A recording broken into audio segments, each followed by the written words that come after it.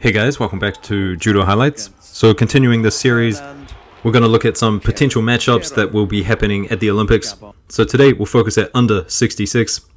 I'll put on the screen the potential draw for the quarterfinals and my predictions going into the semis and the finals. Feel free to pause the video and go back and have a deeper look at that if you'd like to. So we'll start on the left side of the draw and we'll go down, talk about all the matchups. But before I do, like and subscribe to the channel. And if you haven't seen the under 60 video, go back and maybe watch that one first. But anyway, here we go. So, starting at the top left, we've got Vieru up against Piras. And these two, they have fought before. Vieru winning 2 of the 2 matches, so doesn't look very good for Piras going into this. Although I will say that the last couple of times that Vieru has been out on the tour, they haven't gone well for him. He had an early exit at the Grand Slam in Tbilisi, and he had a first round exit at the World Championships where he lost to Buba. Now we know what Vieru can do. He's obviously the #1 seed in the world for a reason. 2023 European champion, and he's got some good wins under his belt, so I definitely expect him to get through to the quarterfinals, win it, and then move on to the semifinals. Now he's going to be up against Abe Hifumi. Do I really need to talk about it? He's such a dominant judoka. If you go on to Judo Base and have a look at his record, it is absolutely insane. Usually you see a bit of white, you see where people are losing, but if you scroll down and look on his page, he hasn't lost since 2019, and he lost to Maruyama. If you go to the second page, it's very much mostly the same. He did lose to Lombardo, which is kind of interesting, at the Grand Slam in Paris 2019. Another loss to Maruyama, Grand Slam in Osaka 2018, and then he also lost in Zagreb at 2018 against a Mongolian, Dovdon. But ever since 2015, up until 2024, that's almost 10 years on the IJF tour, and he's only lost 4 times, 2 of them against Maruyama. So Abe just an unstoppable force. He's up against Imomali in the quarterfinals, and Abe Hifumi, he's won 2 out of the 2 contests, and I don't think it really matters who is going up against Abe Hifumi. I think they're going to lose. So maybe now's a good time to talk about the potential wild cards that could also be in any of these kinds of brackets.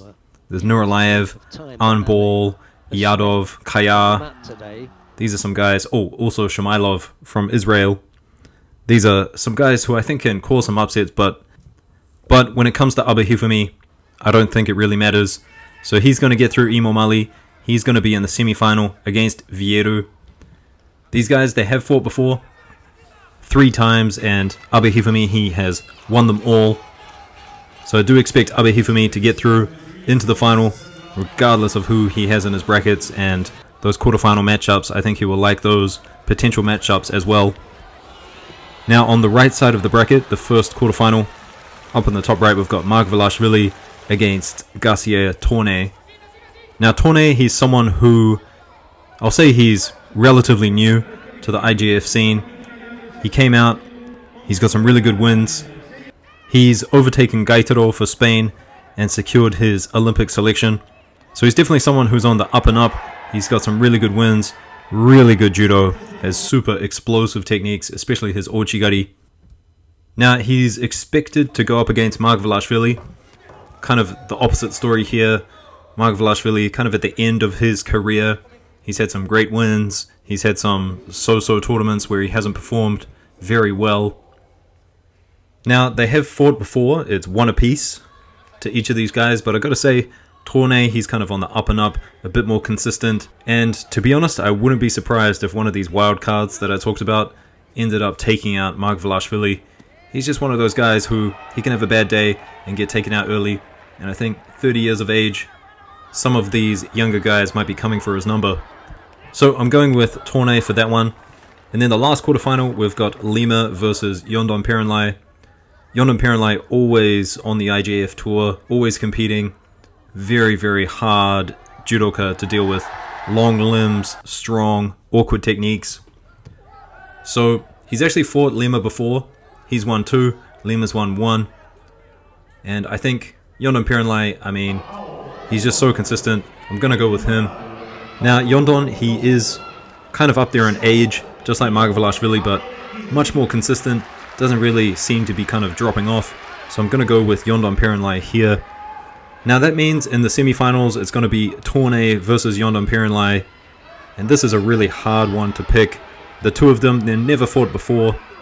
But the way I see it, I think Yondon, he's going to try and get a hand on Torne. He's going to try and bring him in close.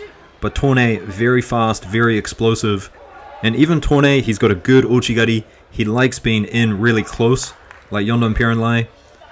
And I think he's got a better uchigari than Yondon Perenlai. So I think even if Yondon does get him in close, Torne might be able to score with that uchigari of his. Might be able to get a wazari. And then just kind of staying away, using his speed and agility to kind of wear down the clock. I think Torne might win that one by wazari. You know, there's going to be some ugly matches at the Olympics. Everyone is out there to win. They'll do anything to win, whether it is by shidos. So I do see this one being a bit of a battle, a bit of a scrap. And I got to go with Torne, just because he's one of my dark horses.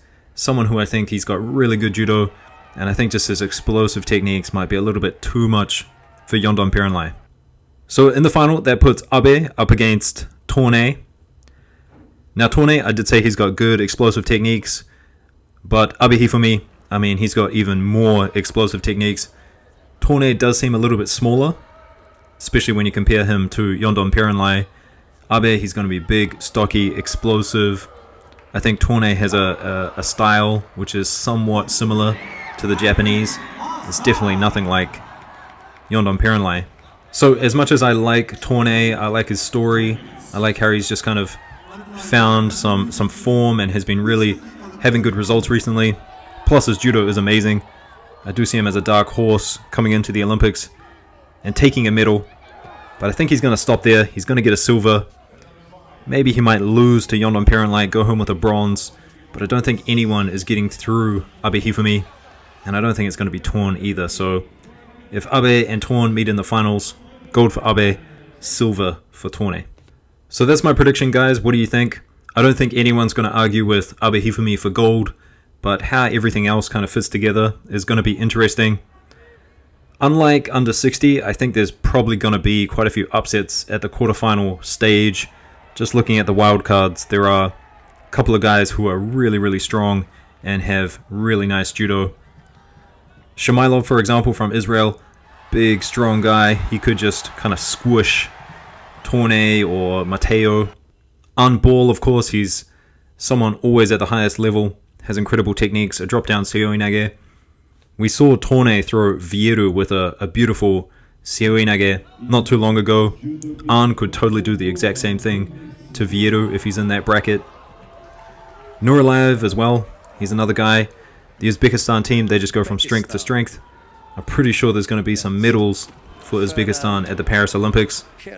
Will it be at under 66? Not too sure. Nuralayev, how far will he go? So there's a lot of strong competitors at under 66. Let me know what you think, guys. I'll see you in the next video. Under 73. It's going to be a great one. See you in the next one. Peace.